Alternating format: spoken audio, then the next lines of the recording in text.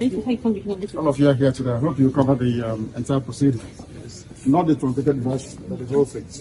It's very important that you cover everything.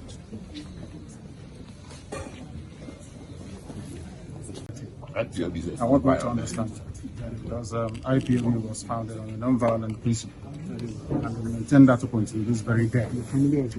And everything, of course, and some of these soldiers, we are told, are also our people. Is that correct? Yes. And the family is now in mourning. Yes. So